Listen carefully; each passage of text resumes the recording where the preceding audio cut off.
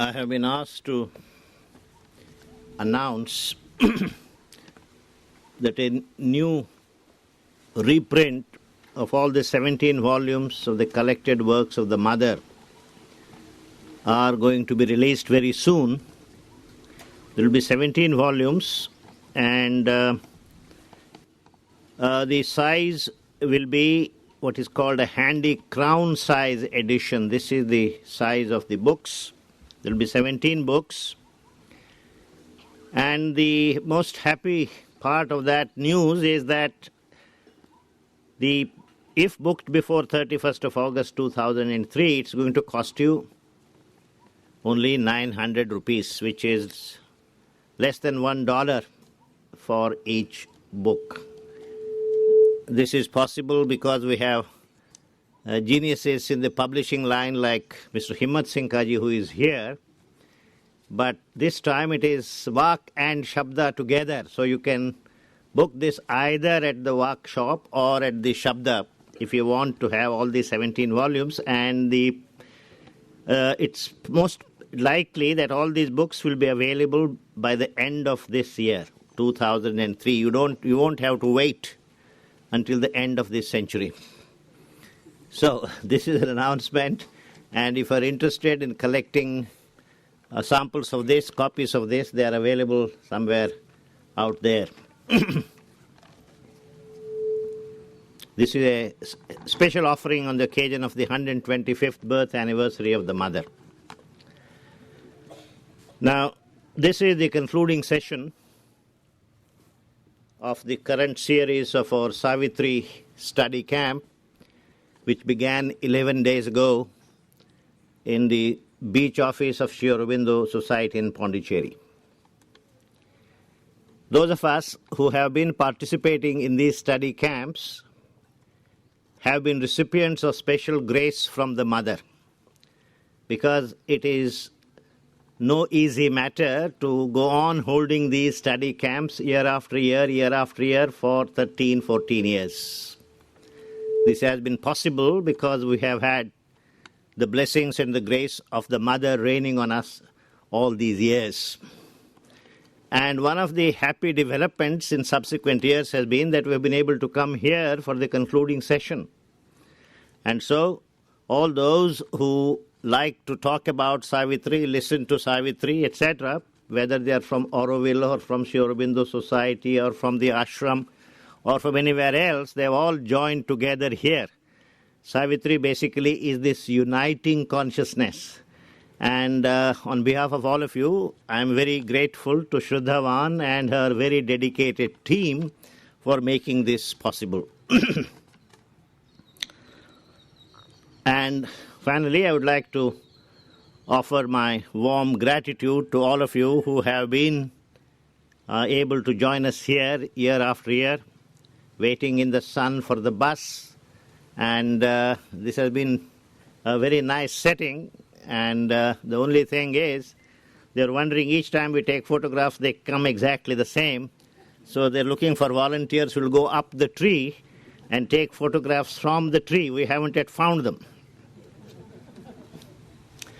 Now, this time, during our study camp, we took up Book 12, the epilogue.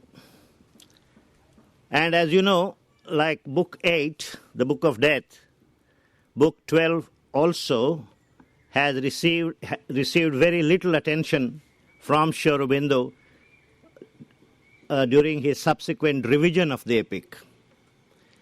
And as our friend Richard Hartz has remarked, this is something very interesting about it, because in the legend of Savitri and Satyavan, the two facts are the death of Satyavan and his resuscitation, his revival, his coming back from life. And the death is the subject of Book 8, and his resuscitation is the subject of Book 12. And exactly these two books have not received much attention from Sri Aurobindo, which suggests that Sri Aurobindo was not interested in the fact of death itself or in the fact of revival, but in the spiritual facts behind these. There are not spiritual forces behind death, and spiritual solution to the problem of death. However, although this book didn't receive much attention from Sri Aurobindo in the later stages, it is still a very beautiful piece of narrative poetry. The first version, which Sri Aurobindo wrote between 1600 and 1800, probably was a very inspired writing, and many of the lines from the earlier version are still today found, and they are wonderful, as great as poetry, as narrative poetry. This section, of course, it doesn't have the epic elevation of some of the other parts of Savitri, but as narrative poetry, even this epilogue, which is in large part the same as it was in the first version, reads very well, limpid, beautiful English poetry, which has great lines. Just to give you some sample of what this kind of poetry is in this Canto 14, Book 12, I'll read just an excerpt.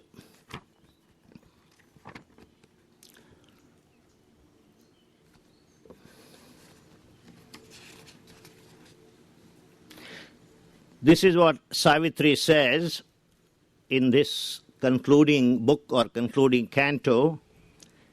All now is changed, yet all is still the same.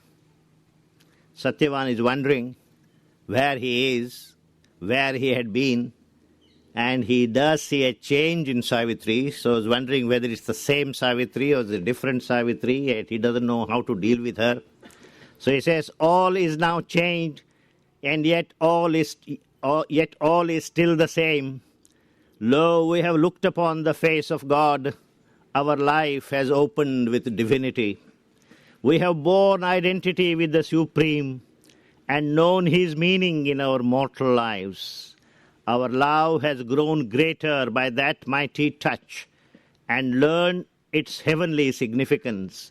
Yet nothing is lost of mortal love's delight. Heaven's touch fulfills but cancels not our earth. Our bodies need each other in the same last.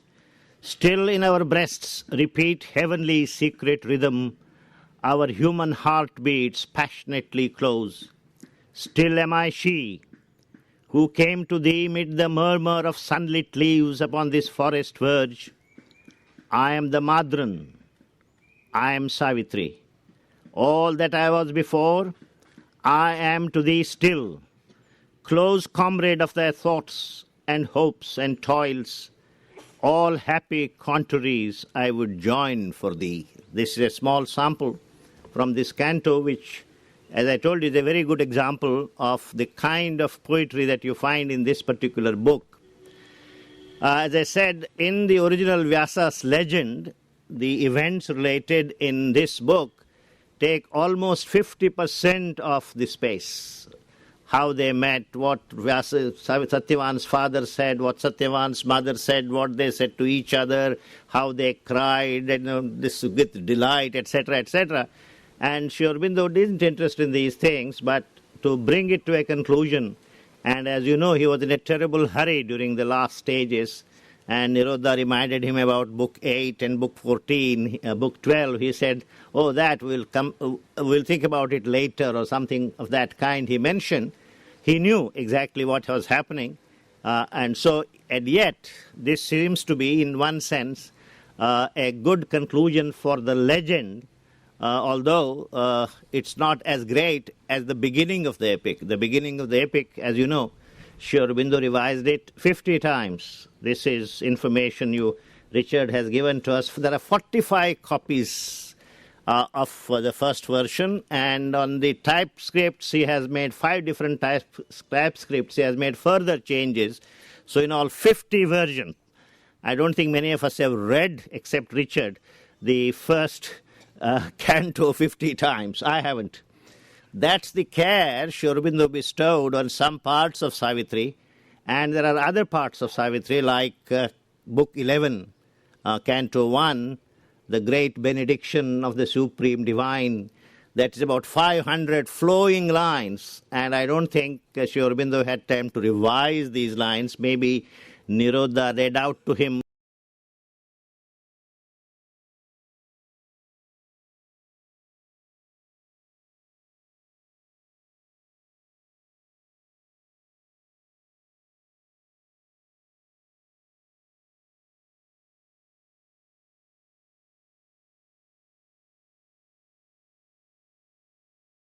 book 12 on the third day.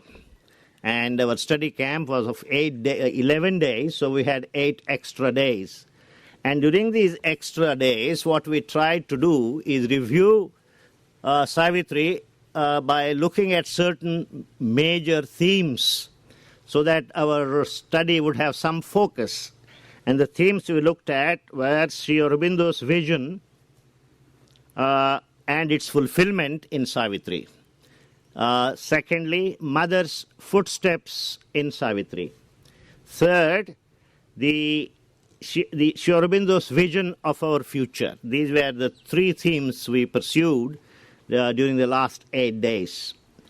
Now, I will have to review it in another fashion, and I will try to do it in the limited time we have at our disposal. We don't realize it sufficiently that the goals Sri Aurobindo defined for his yoga were not only revolutionary for his times, they are revolutionary even for today, except that very few people contemplate them, think about their implications. Traditionally, spiritual paths have 2 kinds of possible goals. One is finding your place, a permanent a place in some Vaikuntha or some Kailash, some special heaven or paradise, where you will be waited upon by 8 damsels, where you will have, swimming pools, hot water, etc., no taxation, you will never grow old. That kind of a fulfillment you can gain by doing the right kinds of things while you are here. We have that too, but the Indian tradition prefers another kind of goal, and that is either merger into nirvana, getting out of the cycle of death and birth. So if you ask any Indian, learned or ignoramus, ask you if in a spiritual kind of mood and ask him what's your life's greatest ambition, he'll say my life's greatest ambition is to get out of this cycle of birth and death. He hasn't thought about it, but by virtue of being Indian, it is in his bloodstreams and he is supposed to say it and he says it. I gave you an example last time of Lata Mangeshkar. When Lata Mangeshkar was asked this question, she said the same thing. My life's great ambition is to get out of the cycle of birth and death. For somebody like Lata Mangeshkar to say this, it's inconceivable. If I were there, I would have said, oh Lord, bring me back to this world so that I can give delight to all millions of Europeans and Africans and Americans to whom I haven't been able to give, the kind of delight I have been able to give to Indians this time. Why do all people want to get out of this cycle of birth and death? I don't understand. People haven't thought about it, but you are supposed to say this. Sri Aurobindo brought a revolutionary idea that spirituality is not a way to cancel life, to abrogate life, but to bring fulfillment to life. And he defined it. He says it's not only fulfillment for the man's spirit, but also for the instruments of the man's spirit, which is for the mind, for the vital, and for the body. And he defined it as clearly as possible. And number 2, he said, our aim is not to bring perfection of any kind just for one individual, or this is not an individual's achievement. We would want to make it accessible to the whole of humanity. So it is a new consciousness that settles down here and is accessible to the whole of humanity. This something is new.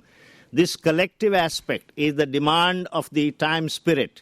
Anything great and good, you can't just have it for yourself. If it is good and it is great, you must also make sure that everybody else can participate in it. And Sri Aurobindo was ahead of its times, and even in those days he kept saying, I don't want the supramental consciousness for an individual, but it has to be the gain for the whole of this earth consciousness. This was his definition of the aim of yoga. We won't go into the methodology of this yoga because it's not very relevant for our purposes. Now, in Savitri, as you know, there are 2 biographies and 1 autobiography. It contains a narration of Sri Aurobindo's, a description of Sri Aurobindo's yoga, which is Ashwapati's yoga, so that part is autobiographical. It also is a spiritual biography of the mother, So there are many, many passages which remind you of the mother in Savitri. And the mother herself in Agenda in other places has said that much of Savitri is just a narration of her direct experiences. And some of the experiences she had even 30 years before she came to Pondicherry. And she never mentioned about these experiences to Sri Aurobindo. Some she mentioned, but some she never mentioned. And yet, Sri Aurobindo was able to depict these experiences, write about these experiences in Savitri. Of course, there is a third biography here, and the third character in Savitri is you and me. It is our biography. How did we get to come here at this stage? Why are we here? Why is it that our life is in such a mess? Where are we supposed to go? How are we supposed to go? What after man? How after man? These are questions he discusses in the whole of this epic. Now, in the first part, he very beautifully summarizes the central issue in Savitri's life. And he says, I don't think you have the copy you have? Okay. On page 17,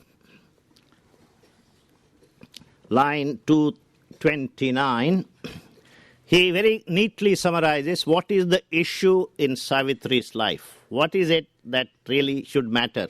What is it we should look for? He says, for this she had accepted mortal birth, and to wrestle with the shadow she had come, and must confront the riddle of man's birth, and life's brief struggle in dumb matter's night, whether to bear with ignorance and death, or hew the ways of immortality. To win or lose the godlike game for man was her soul's issue, thrown with destiny's dice. But not to submit and suffer was she born. To lead, to deliver, was her glorious part. This was the issue of her life, and as he says, whether to bear with ignorance and death, we have always made compromises with ignorance and death. We have said to ignorance and death, all right, give me relief from this. Let this world belongs to you. You can reign here as long as you like. So we have always sought escape from this world. We have refused to confront the problem of ignorance and death. And we have said this cannot be changed. This is the ultimate dispensation of God here for earth. Who are you and me to change this, to challenge this? But Savitri has come precisely to challenge this. This is what this says. Ashwapati's Yoga, as you know, and this takes about 300 pages, 3 to 320 pages, about 12,000 lines. Nobody can write about someone else's life or yoga in such detail, so it's very clear it must be Sri Aurobindo writing about himself. And he himself has given us some indication what this yoga was about and what are the different stages we have to look for in this yoga. First he says, first I describe the psycho-spiritual transformation of Ashwapati, which is described in cantos 3, 4 and 5 of book 1. Then Ashwapati undertakes an exploration of all the worlds, right from the subtle physical, then the various vital worlds, the mental worlds, the spiritual worlds.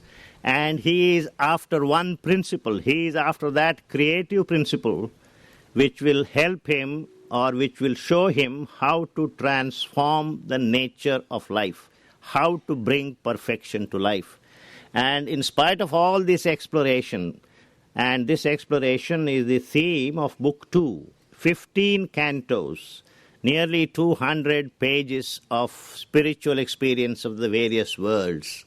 At the end of it all, he is about to enter into nirvana.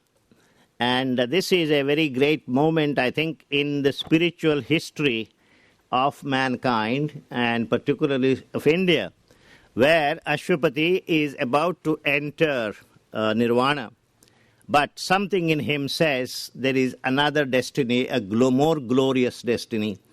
This is in some sense comparable to what happened, the episode or legend people talk about in the life of Amitabha Buddha. Buddha too, when he was about to enter nirvana, came back. Buddha had great compassion and love for humanity, but I do not think Buddha had any particular remedy to correct the problems of life. He only thought, I don't want to be the first one into nirvana. I would like to take with me as many people as possible with me into nirvana. So the only way he has of saving mankind is to physically lift them if possible and throw them into nirvana. Very laudable, and we must praise him for that, and he has been he has been declared as an avatar for that. But how many people can you save like this? Ultimately, what is it you are trying to teach them? You are trying to teach them how to escape from this life. You are not teaching them anything new or how to bring perfection to this life. And that is something new about Sri Aurobindo. Although with Amitabha Buddha, he had compassion for mankind, he had something more than compassion.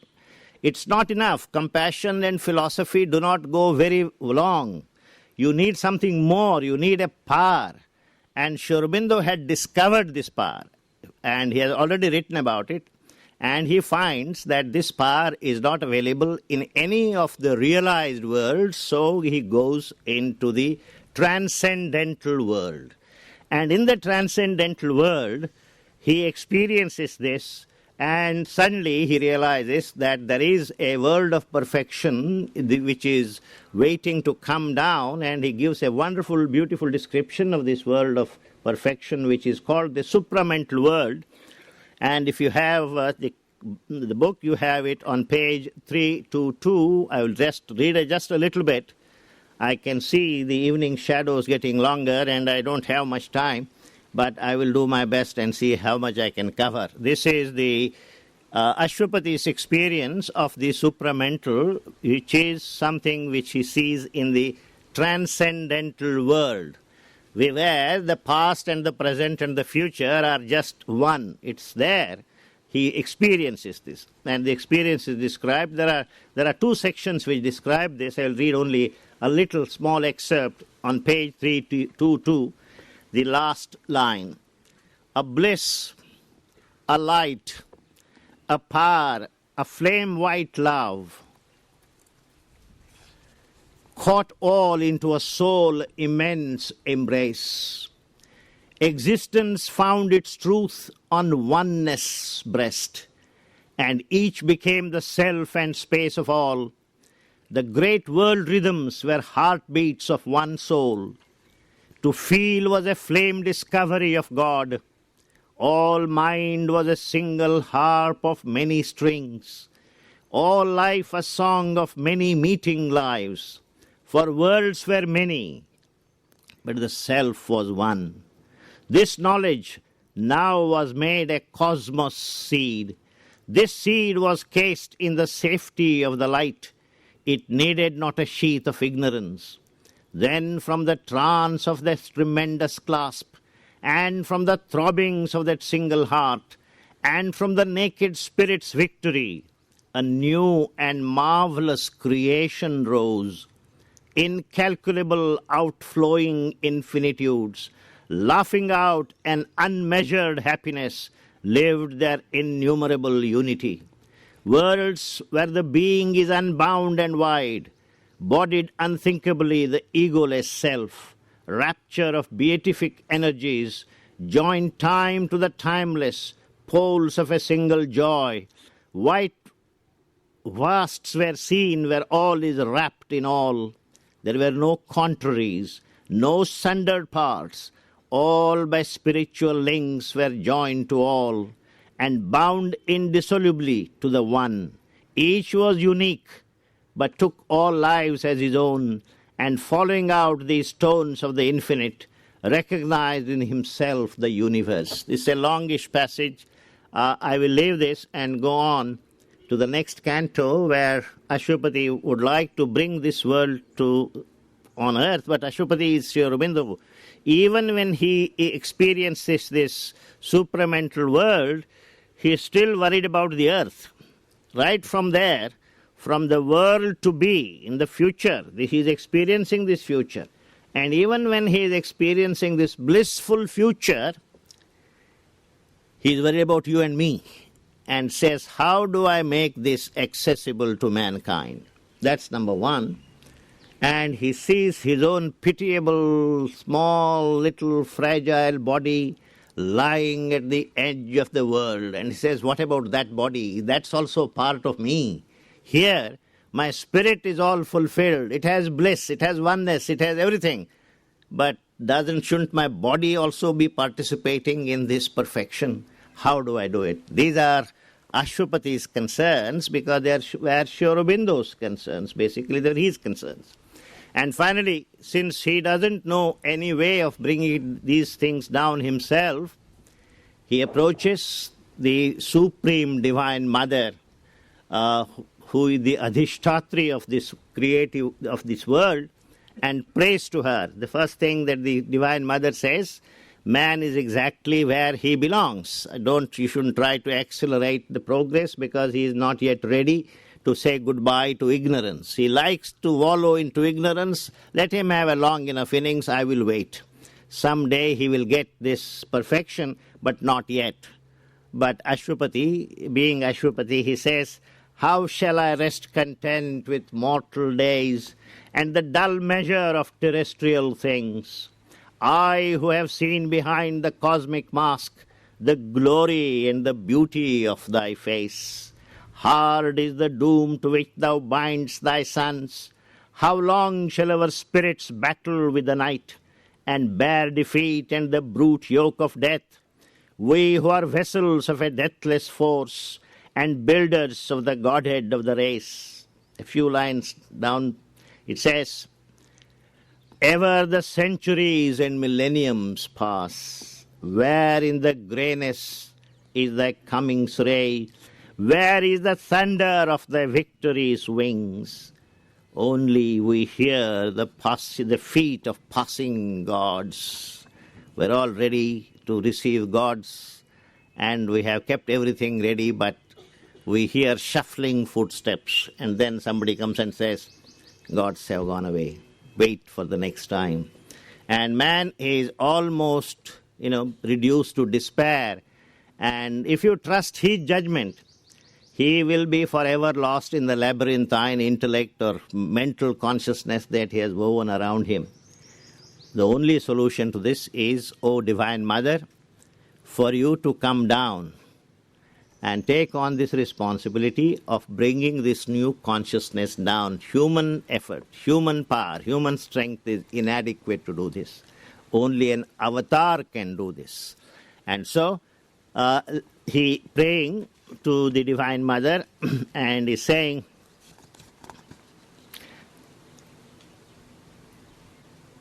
omnipotence girdle with the power of God, movements and moments of a mortal will, packed with the eternal might, one human hour, and with one gesture change all future time.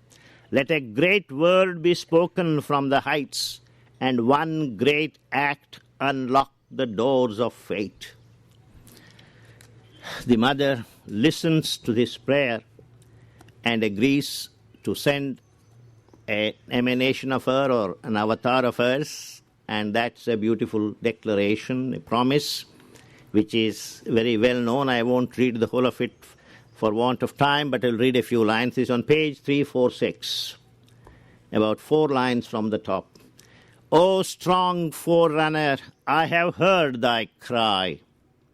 One shall descend and break the iron law, change nature's doom by the lone spirit's power. A limitless mind that can contain the world, a sweet and violent heart of ardent calms, moved by the passions of the gods shall come. All mights and greatnesses shall join in her. Beauty shall walk celestial on the earth. Delight shall sleep in the cloud net of her hair, and in her body, as on his homing tree, immortal love shall beat his glorious wings. The music of griefless things shall weave her charm. The streams of heaven shall murmur in her laugh. Her lips shall be the honeycombs of God. her limbs his golden jars of ecstasy, her breasts the rapture flowers of paradise. She shall bear wisdom in her voiceless bosom. Strength shall be with her like a conqueror's sword, and from her eyes the eternal's bliss shall gaze. A seed shall be sown in death's tremendous hour, a branch of heaven transplant to human soil. Nature shall overleap her mortal step. Fate shall be changed by an unchanging will. This is the promise made by the Supreme Divine Mother. And as you know, in Vyasa's Savitri, the legend, Savitri is an exceptionally talented, exceptionally gifted young woman, but there is no reference to her being an avatar. And recent research by Richard and others have shown that this idea that the mother is an avatar, I think I have further said a little bit about it. This is the seed, this became the seed of the revision of Savitri which Sri Aurobindo undertook after 1926 and 1928. It is the mother's responsibility now to bring down the new consciousness. And even when you look at the description of the birth of Savitri that Sri Aurobindo has given here, one has no doubt at all that Sri Aurobindo means her to be an avatar. And as we are told in the pages of essays on the Gita, an avatar comes down, particularly when there is an impasse, a kind of a blockage to the progress of evolution. And only an avatar can clear this. So the avatar is needed. But it looks to me at this time you had twin avatars. The Sri Aurobindo came as an avatar, the mother came as an avatar. I wonder whether there have been any feminine avatars in the past.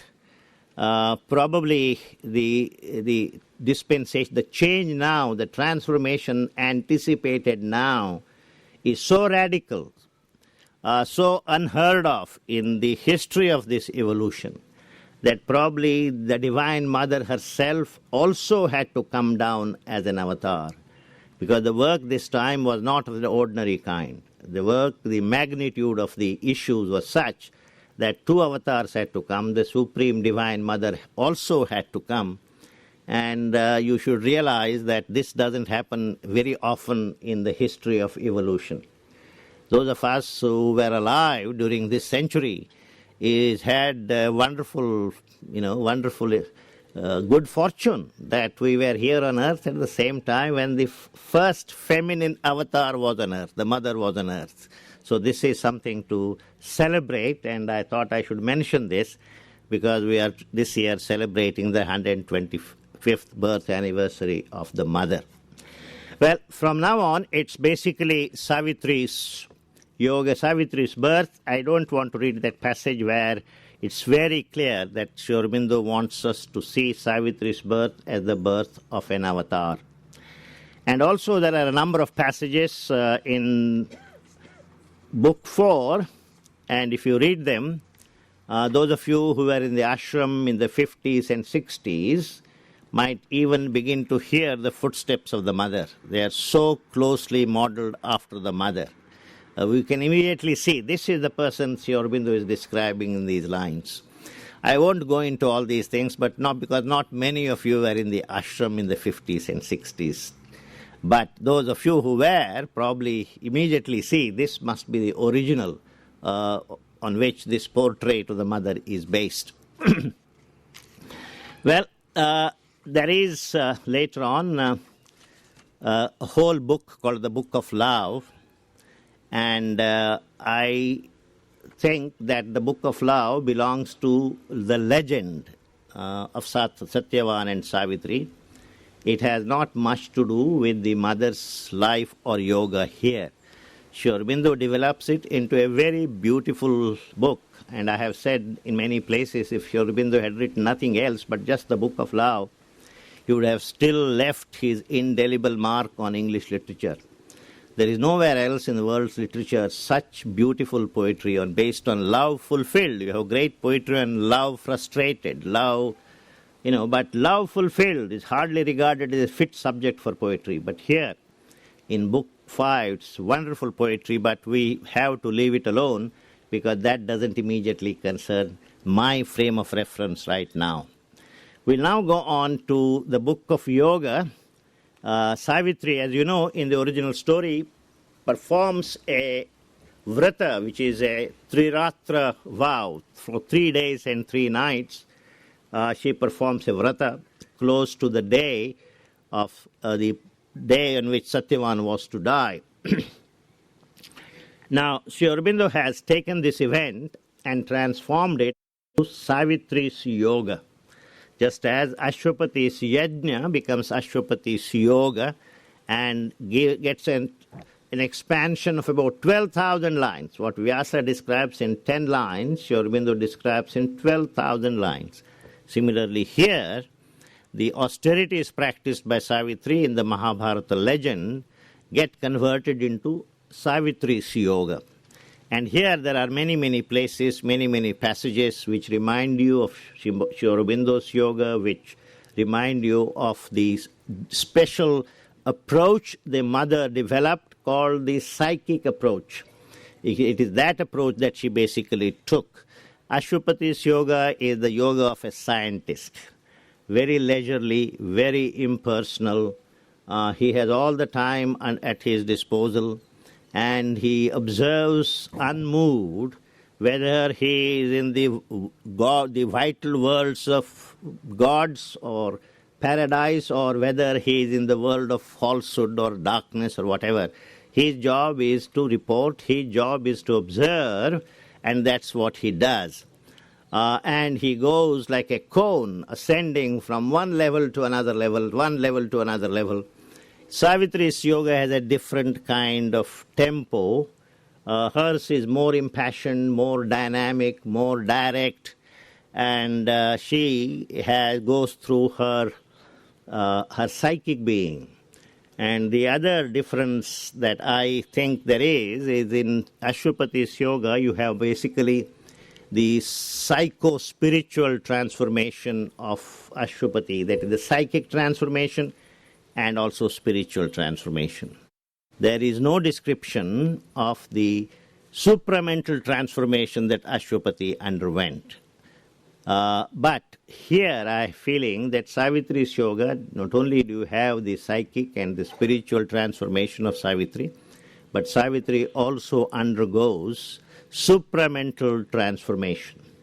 And this is, to my mind, in some sense, described or indicated in Canto 5 of Book 7, the finding of the soul. This is my hunch. I would like to be proved wrong on this because it's good to make a hunch like this so other people can work on it and find evidence against it, because I can't just believe that Savitri was ready to take on the god of death without having acquired the supramental. Number one. Number two, our psychic being, when it meets the soul, meets the Jivatman. But Savitri's psychic being, for her, the Jivatman is the Supreme Mother herself. So when Savitri's psychic being meets the Jivatman, the soul, it must be merging with the Supreme Divine Mother. And once you merge with the Supreme Divine Mother, you bring Supreme Divine Mother stands for the supramental. And the description here also is not an ordinary description, an extraordinary description here. Just read it a little bit.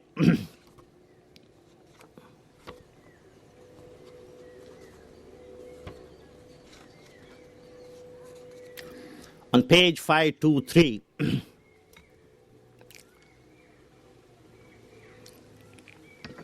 at last a change approached. The emptiness broke. A wave rippled within. The world had stirred. Once more her inner self became her space. There was felt a blissful nearness to the goal. Heaven leaned low to kiss the sacred hill. The air trembled with passion and delight. A rose of splendor on a tree of dreams. The face of dawn out of moon twilight grew. Day came, priest of a sacrifice of joy, into the worshipping silence of our world. He carried immortal luster as his robe, trailed heaven like a purple scarf, and wore as his vermilion caste mark a red sun. There are other descriptions here which are extraordinary in their implications.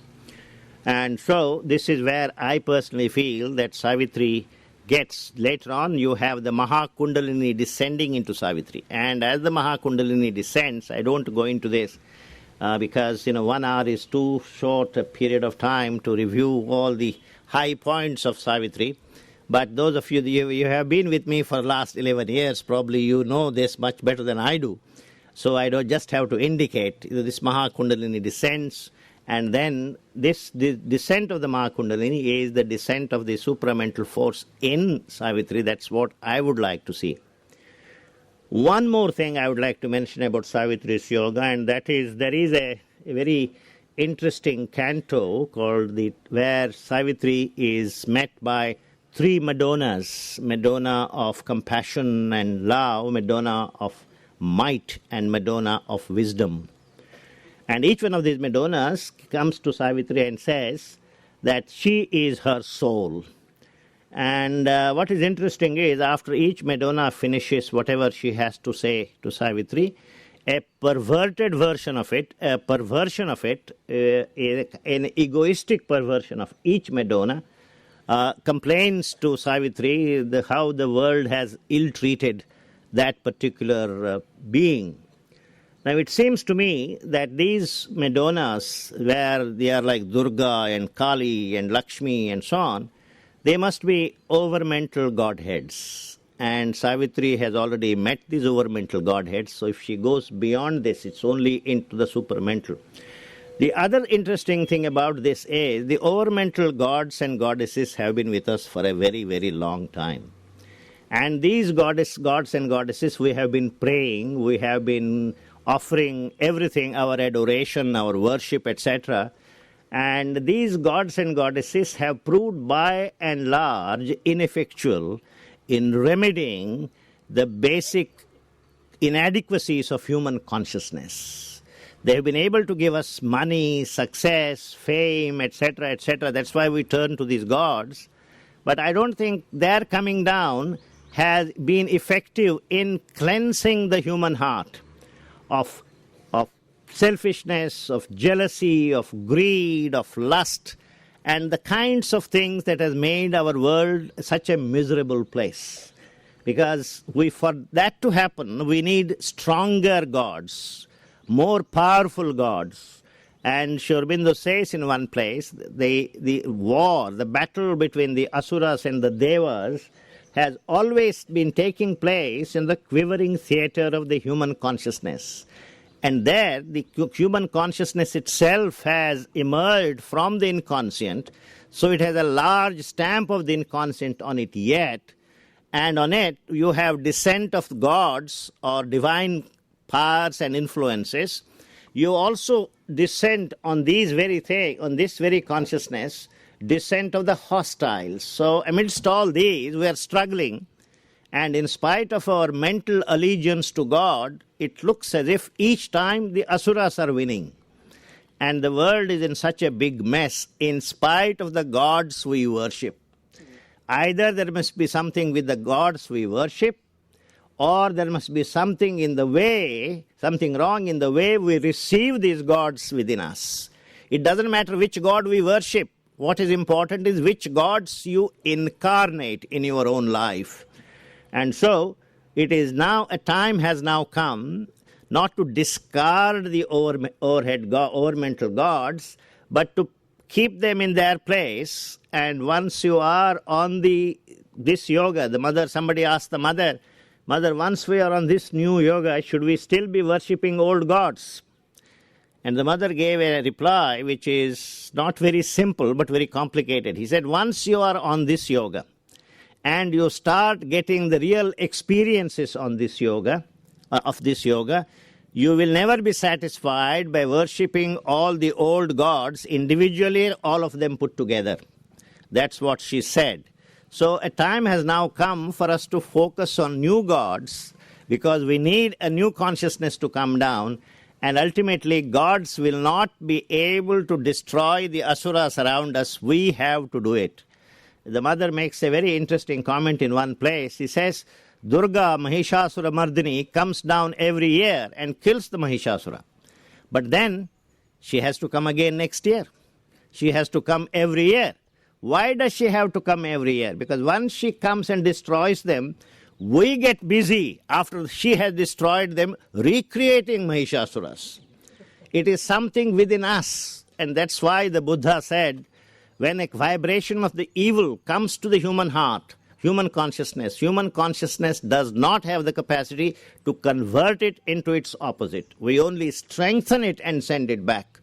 And Buddha didn't know how to get out of this, and he suggested sever all relationship with the world. Then only you will be safe. But we don't want to do it. So all this indicates that the time has come for us even to ward off all this, all the asuric hostile forces that are, that manifest themselves as Hitler or Idi Amin or whatever. And they are all fed on the lifeblood of our own consciousness. We are all responsible for them in some sense or the other. Don't think I am very pure, I am very holy, I have done nothing about it. We all feed them. And if you want really to get rid of them, we need to be able to receive the new gods. We need to receive the supramental consciousness.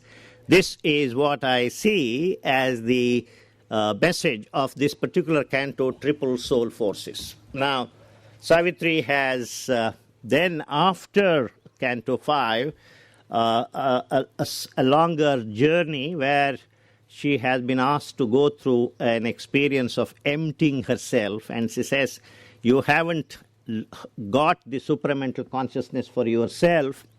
If you want to be a channel, and through this channel, if you want to receive the supramental force, power and light and spread it to the world, you have to learn to be an appropriate channel. You have to learn to empty yourself. And then they talk about a nirvana. There are two kinds of nirvana. One is the nirvana of the Advaitic and the Buddhist kind. In Sri Aurobindo's yoga, there is a nirvana where you, after reaching a particular siddhi, you offer the siddhi to the divine and empty yourself. Otherwise, as I said jocularly, our path is all full of frozen yogis, frozen Buddhas all over, who don't want to move, who don't want to stir, because they are like laughing Buddhas. They are all big with their own siddhis. They don't want to move. At every stage, once you have had your siddhi, you have to learn to offer it back to the divine. So there is space in you for a further siddhi. So the mother then goes through this process of emptying herself and then attains what is called the cosmic consciousness, and then she becomes an effective channel through which the higher force is now coming down on earth. At this stage, the description of Savitri's yoga is finished. Then, of course, you have the book 8, where you meet the god of death. And after that, there are books 9, 10, and 11 of confrontation of the god of death and Savitri. Now, god of death, somewhere there is a reference that these 3 books refer to the collective yoga of the mother. In other words, death is not just negation of physical existence. Death comes to us in many forms. Very often death comes to us in the glorified form of intellectual philosophies, which capture you, which hold you spellbound, and which do not let you move into the higher region. They say, you have come here, you are enough. The intellect has a way of fascinating the human mind. Oh, I have given you an intellectual solution. When the intellectual solution comes, we feel thrilled.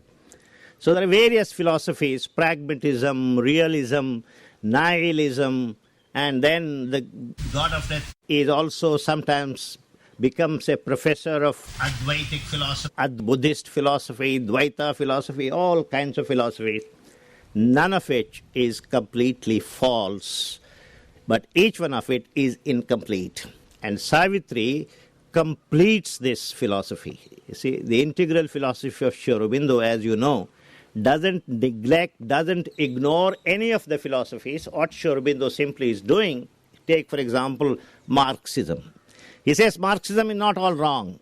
The only problem with Marxism, it is incomplete. Similarly, Freud's psychology, it's not wrong, but it's incomplete. Similarly, Darwin's biology and all the theories based on it, it's not wrong, but it is incomplete. That's the stance of Sri Aurobindo, that every one of these philosophies contains a kernel of truth, but there is a tendency to exaggerate these things. And Sri Aurobindo brings the completion for it. The same thing Savitri does again and again and again, until finally all the philosophies are exhausted. There are many, many wonderful passages. Now, if I begin to read those passages, the organizers will feel jittery and will say probably these people will stay on for dinner tonight. We haven't organized dinner. So I won't go that far. But one or two passages must be read. Otherwise, it would be injustice to a book like this in a place like this.